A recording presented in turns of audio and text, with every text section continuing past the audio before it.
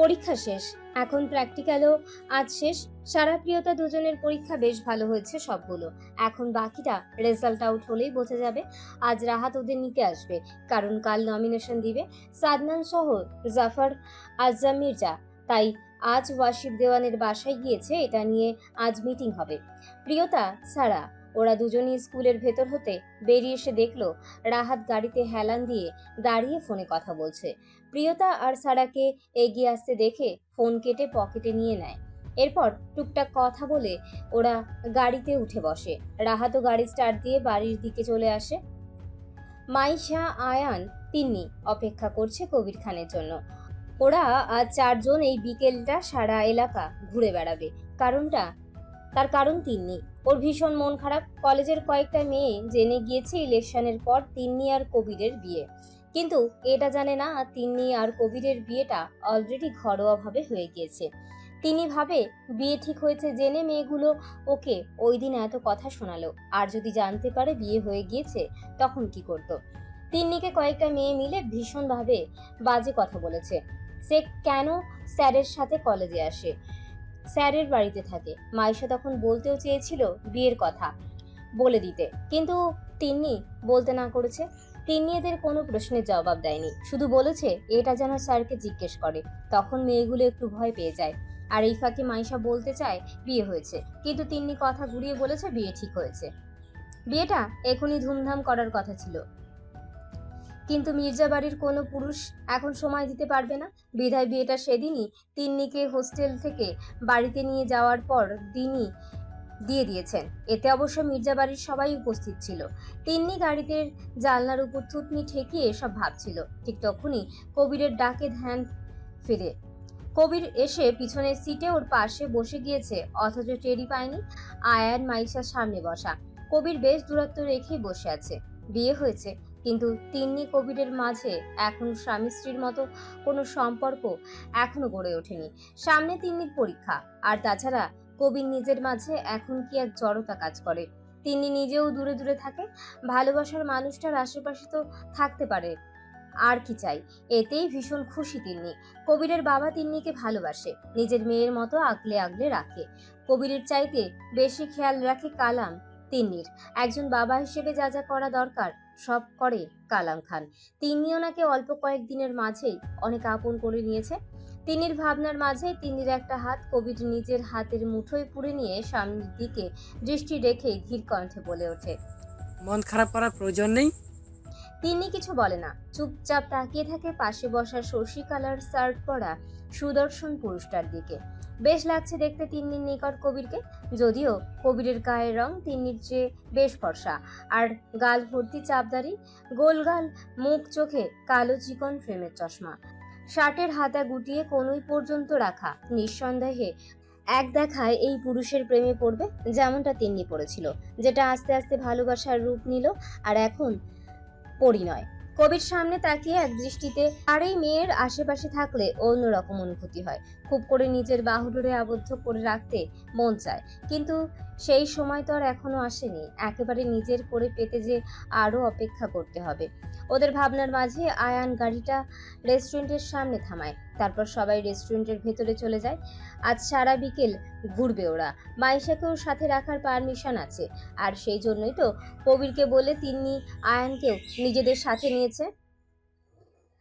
আজ রাতের রান্না প্রিয়তাকে করতে হবে, আম্বিয়া মির্জার হুকুম। ওনার কথা হলো বহুত্ব হলো নাচানাচি বউ হয়ে বাহিরে। এখন তো পরীক্ষা শেষ, তাই এখন থেকে রান্না বান্না সব করতে হবে বউয়ের মতোই মন দিয়ে সংসার করবে। ব্যাস। প্রিয়তা রান্না মোটামুটি পারে, তবে অতটা পারদর্শী নয়। ওর মনই ওকে দিয়ে এই বছর কাজ করিয়েছে ঠিকই, তবে রান্না করেনি কখনো প্রিয়তা। হাতে হাতে এটা সেটা এগিয়ে দিয়েছে শুধু। কিন্তু আজ এত মানুষের রান্না একটু নার্ভাস প্রিয়তা। সালেহা বেগমের প্রেশার বেড়ে আছে, তাই তিনি রুমে আছে। এইসব তিনি জানেন না। আর সুফিয়া বেগম আর আয়না আসতে পারবে না, এটা আম্বিয়া মির্জার বারণ। আর কাজের লোকগুলো যে যার মতো কাজ করছে, তারা যেন কেউ প্রিয়তাকে সাহায্য না করে এটাও বলেছে।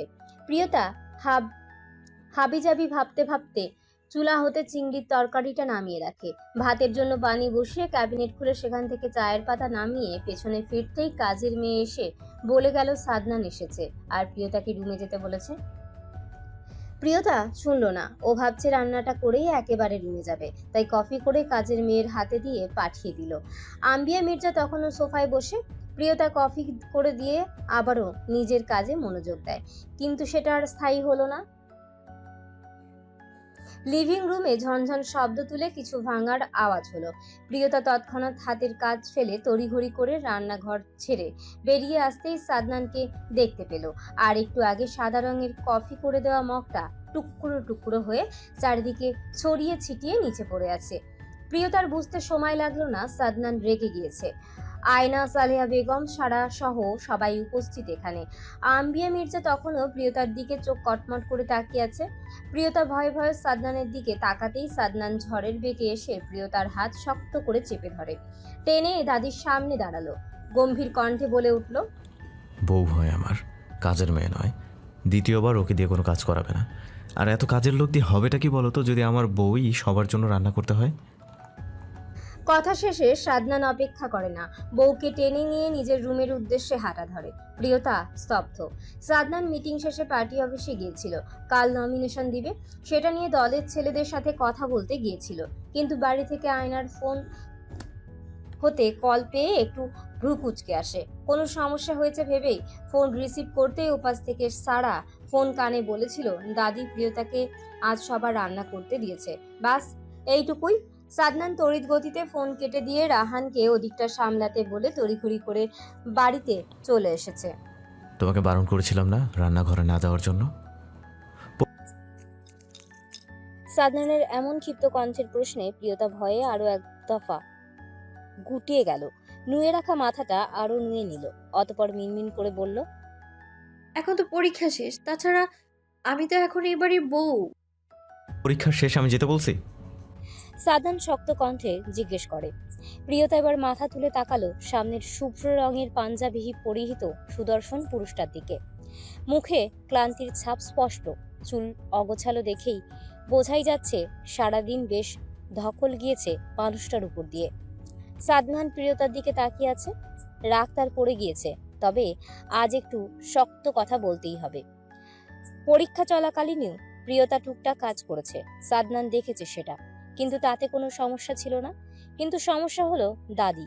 সাদনানের চোখে তেমন কিছু পড়েনি, কিন্তু সে শুনেছে সারার নিকট হতে দাদি প্রিয়তার পড়ালেখা নিয়ে ঝামেলা করেছে, সাথে ওকে দিয়ে কাজটাও করায়। বউ তার ভীষণ ছোট, তাই সে বউকে না হয় তাই একটু বেশি যত্ন করে।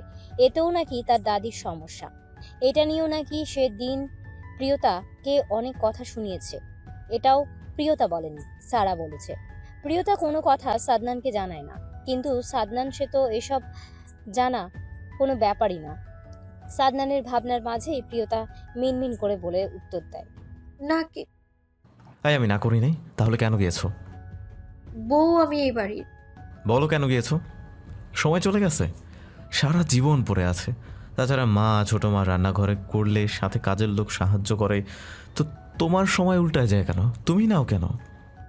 আমাকে তো প্রিয়তা হঠাৎ থেমে গেল। সে চায় না কোনো ঝামেলা হোক, তাই কথা ঘোরাতেই শান্ত হয়ে সাদনানের বাম গালে নিজের ডান হাতটা রেখে ধীর কণ্ঠে বলল, আচ্ছা আর কাজ করবো না, মন দিয়ে পড়বো। আর যদি কাজ করি তো কাজের লোকের সাহায্য নেব। সাদনান শুনল, কিন্তু মনে হয় না আমলে নিয়েছে। সে প্রিয়তার হাতটা গাল থেকে নামিয়ে ওয়াশরুম যেতে যেতে বলল, কফি। কথা শেষে সাদনান পাঞ্জাবি এক টানে খুলে সেটা সোফায় ছুঁড়ে ফেলে চলে গেল। প্রিয়তা গুটি গুটি পায়ে এগিয়ে গিয়ে সোফা হতে পাঞ্জাবিটা তুলে সেটা নাকের সামনে ধরে লম্বা একটা শ্বাস টেনে নিল। ঘামের গন্ধ নেই, তবে পারফিউম আর সাদনানের শরীরের গন্ধটা প্রিয়তার নিকট বেশ ভালো লাগে। সে এটা সবসময় করে থাকে, তবে সেটা সাদনানের অগোচরে। কিন্তু আজ হয়তো আর সেটা লুকায়িত রইল না। সাদনান খট করে আবারও ওয়াশরুমের দরজা খুলে তখনই বেরিয়ে এলো। সে টাওয়ালটা নেয়নি, কিন্তু এখানে এসে এরকম একটা দৃশ্য দেখবে সে ভাবতেও পারেনি।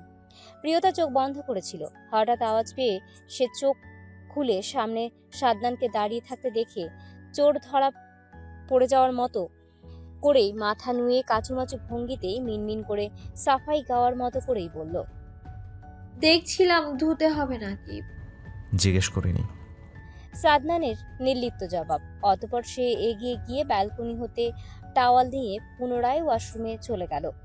প্রিয়তা মুখ ভেঙচি কেটে বিড়বিড় করে বলে ওঠে, আসার আর সময় পাইনি, এক্ষুনি আসতে হলো। রাহানকে সাদনান আজ সোজা মির্জা বাড়িতে আসতে বলেছে। তার কারণ রাহান ভীষণ ঘুম কাতুরে।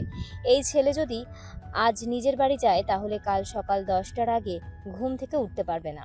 কিন্তু কাল সকাল সকাল নির্বাচন কমিশন অফিস যেতে হবে।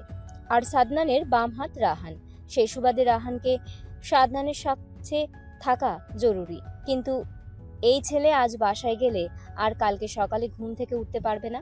তাই সাদনান রাহানকে ফোন করে আজ মির্জা বাড়িতে আসার জন্য বলেছে। সারা সোফায় বসে টিভি দেখছিল, সাথে সুফিয়া বেগম আছে। আয়না শাশুড়ির রুমে, আম্বিয়া মির্জাও সেই যে রুমে গিয়েছে আর বের হয়নি। এর মধ্যে রাত 8টার মতো বাজে। পুরুষ কেউ এখনো বাড়ি আসেনি। আর সবাই বাড়ি এলে যে আজ এক দফা করবে আম্বিয়া মির্জা, এতে কোনো সন্দেহ নেই। কিন্তু সাদনানের সামনে টিকতে পারলে হয়, কারণ দোষটা সম্পূর্ণ ওনার। এই বাড়ির বউ শুধু রান্না করে আর সবসময় কাজের লোক হাতে হাতে এগিয়ে দেয়। সেখানে আজ তিনি প্রিয়তাকে দিয়ে সব করিয়েছে। যদিও আগে ততটা কাজ করতে বলেনি এই যা, তবে আজ একটু বেশি করেছে। অবশ্য একটু নয়, অনেকটাই বলা চলে।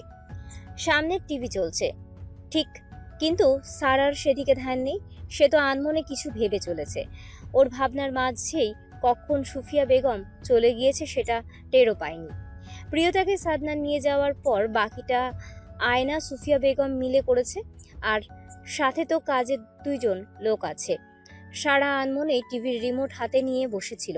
এর মধ্যেই হঠাৎ বাড়ির কলিং বেল সশব্দে বেজে ওঠে। সারা ভাবে হয়তো দাদা সহ বাবা, ছোট বাবাই এসেছে, তাই রিমোট রেখে তড়িঘড়ি করে দরজা খোলে। কিন্তু বাড়িতে কেউ আসেনি, এসেছে রাহান। সারা রাহানকে দেখেই বুকের ভেতরে ধক করে উঠল। কালো শার্ট, কালো প্যান্ট, চুলগুলো এলোমেলো, দেখতে বেশ লাগছে। রাহান এক পলক সারার দিকে তাকিয়ে বুকের কাছের একটা বোতাম খুলতে খুলতে ক্লান্ত ভরা কণ্ঠে বলল, একটু পানি দিবে? সারার ভীষণ মায়া হলো। রাহান কথা শেষে সোফায় ধপ করে বসে গেল। সারা ডাইনিং টেবিলে রাখা জগ হতে আধ গ্লাস পানি নিল।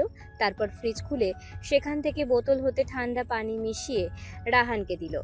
রাহান এক পলক তাকিয়ে গ্লাসটা হাতে নিয়ে সবটা পানি ঢকঢক করে খেয়ে নিল।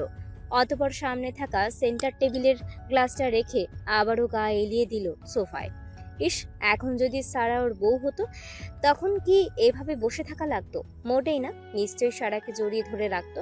তবে একটা কথা মানতেই হবে, ভালোবাসার মানুষটাকে দেখলে সব ক্লান্তি, হতাশা দূর হয়ে যায়। এই যে সারাকে দেখে রাহানের এখন কেমন একটা ভালো লাগছে। সারাদিন এত এত দৌড়াদৌড়ি কাজ করেছে, এখানে সেখানে দৌড়াতে হয়, কিন্তু এখন এই ছোট্ট মুখটা দেখার পর মনে হচ্ছে এসব কিছু না। কেমন একটা প্রশান্তি লাগছে। রাহান চোখ বন্ধ করে জোরে জোরে শ্বাস ফেলে কয়েকবার।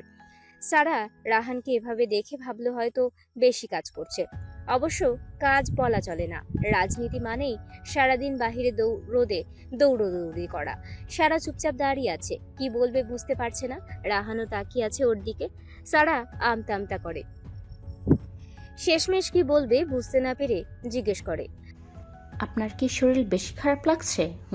সারার প্রশ্নে রাহান মনে মনে হাসলো। কেমন একটা শান্তি অনুভব হলো মনের ভেতর। তবে মুখে গম্ভীর ভাব এনে জানালো, সারাদিন ওই লাগছিল, এখন সব ঠিক আছে।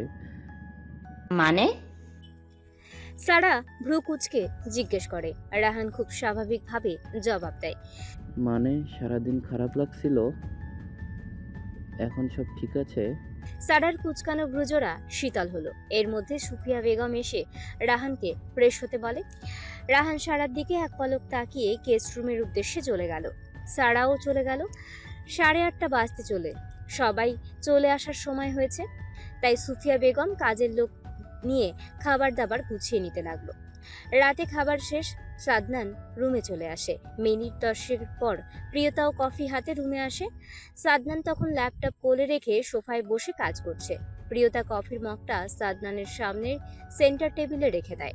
সাদনান এক পলক তাকিয়ে মুচকি হেসে কফির মগটা হাতে তুলে সেটাই চুমুক বসায়। প্রিয়তা তখনও দাঁড়িয়ে আছে সেভাবেই। সাদনান বুঝতে পারে বউয়ের মন খারাপ, যদিও তেমন কিছু হয়নি। দাদি প্রিয়তার সাথে কথা বলে না, এমনকি খাবার টেবিলেও বা আজ্জা মির্জা, জাফর মির্জা কারোর সঙ্গে সন্ধ্যার বিষয়ে কথা বলেনি। তার হঠাৎ চুপ করে যাওয়ার কারণ প্রিয়তা বুঝতে পারেনি, কিন্তু সাদনানের এসব নিয়ে কোনো ভাবান্তর ঘটেনি। সে স্বাভাবিক, যেন সন্ধ্যার কথা সে ভুলেই গিয়েছে বা এমন কিছু হয়নি। তার কারণটা জানার জন্য প্রিয়তা দাঁড়িয়ে আছে। সাদনান বুঝতে পেরে একটু অন্যমনস্ক হয়ে সন্ধ্যায় দাদির সাথে বলা কিছু কথা মনে পড়ে। দাদির তার এমন নয় সে জানে, আর হঠাৎ পরিবর্তনটার মানে বুঝতে পারেনি। তিনি আগের দিনের মানুষ। সেই সুবাদে ওনার ভাষ্যমতে বউ স্বামী সংসার সামলাবে। সে কেন বাড়ির বাহিরে রং ঢং করে ঘুরে বেড়াবে? সাদনানের কানে আগেও এই কথাগুলো এসেছে। দাদি প্রিয়তাকে বলেছে, কিন্তু সেসব সূত্র ধরে কিছু বলেনি। কিন্তু দাদি আজ নিজেও সাদনানের সাথে এসব নিয়ে কথা তুলেছে। সাদনান কিচ্ছু বলেনি, চুপ করে দাদির অভিযোগ শুনেছে। সর্বশেষ তার একটাই প্রশ্ন ছিল, প্রিয়তার জায়গায় যদি সারা বা মাইশা হতো, তবে কি তিনি এমন করত? আম্বিয়া মির্জা তখনও নিশ্চুপ ছিলেন। সত্যি তো তিনিই উত্তর দেননি, শুধু জবাবে বলেছেন তিনি মানিয়ে নিতে চেষ্টা করবে। দাদি আজ কথা বলেনি। প্রিয়তার কথায় সাদনান ভাবনা থেকে বেরিয়ে আসে। সে তো বেমালুম ভুলেই বসেছিল, বউ তার সামনে দাঁড়িয়ে। কিন্তু নিজেকে যথাসম্ভব শান্ত রেখে কোল হতে ল্যাপটপ নামিয়ে পাশে সোফায় রাখে। প্রিয়তার হাত টেনে ধরে নিজের কোলে বসিয়ে দেয় সাদনান। প্রিয়তা হালকা কেঁপে উঠল, ভরকালো হকচকিয়ে সাদনানের শুভ্র রঙের পাতলা শার্টের বুকের কাজটা খামচে ধরে। সাদনান হাসল আরো কিছুটা। প্রিয়তার ছোট দেহখানার কোমর নিজের শক্ত হাতের মাঝে আরো শক্ত করে চেপে ধরে। সাদনান প্রিয়তার চোখ বন্ধ দেখে মৃদু কণ্ঠে বলল, চোখ খুলো। প্রিয়তা আড়াআড়ি মাথা ঝাঁকিয়ে মিনমিন করে জানালো, আপনি অন্যদিকে তাকান, আপনার কাজ ঠিক মতো হলেই তো হলো। 5 মাসের বেশি সময় হতে চলল, এখনো এমনটা মোটেও আশানুরূপ আচরণ নয় মিসেস সাদনান। সাদনানের এমন গম্ভীর কণ্ঠের বাণী প্রিয়তা তৎক্ষণাৎ চোখ তুলে সাদনানের চাপদারি ভর্তি সুন্দর সুশ্রী মুখপানে তাকালো। তার আর অমনি প্রিয়তার বুকের ভেতর ধক করে উঠল। এত সুন্দর হতে কে বলেছে এই লোককে? যা পরে এতেই ভীষণ সুন্দর লাগে। প্রিয়তা আনমনে সাদনানের কপালে পড়ে থাকা এলোমেলো চুলগুলো নিজের হাতের সাহায্যে ঠেলে পিছনে দিয়ে দেয়। সাদনান আচমকাই প্রিয়তার হাতটা ধরে ফেলে। প্রিয়তা আবারও মাথা নিয়ে নিল। সাদনান প্রিয়তার হাতটা নিজের গালে রাখে। এই হাত দুটো দিয়ে শুধু আমাকে ভালোবাসা হবে, মনে থাকবে? সংসার করার জন্য সারা জীবন পড়ে আছে। বিশেষ করে আমি যতক্ষণ পর্যন্ত বাসায় থাকবো ততক্ষণ আমার সামনে থাকবে। তার মানে এটা নয় আমি না থাকলে তুমি একা সব কাজ করবে। প্রিয়তা কিছু বলে না, শুধু আগের ন্যায় মাথা ঝাঁকিয়ে উত্তর দেয়, যার মানে আচ্ছা। সাদনানের মন ভরে না। বউয়ের এমন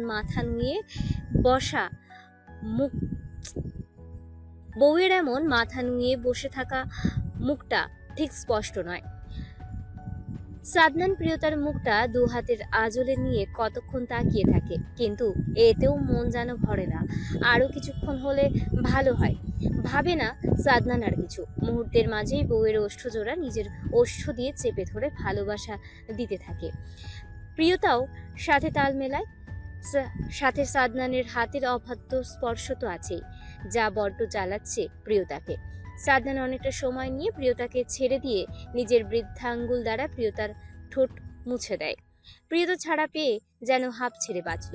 জোরে জোরে শ্বাস ফেলে নিজেকে স্বাভাবিক করে। পিটপিট করে চোখ তুলে সাদনানের দিকে এক পলক তাকিয়ে তড়িঘড়ি করে উঠে পড়ে সাদনানের কোল হতে। অতঃপর আলমারি খুলে সেখান থেকে রাতের পোশাক নামিয়ে ওয়াশরুমে চলে গেল।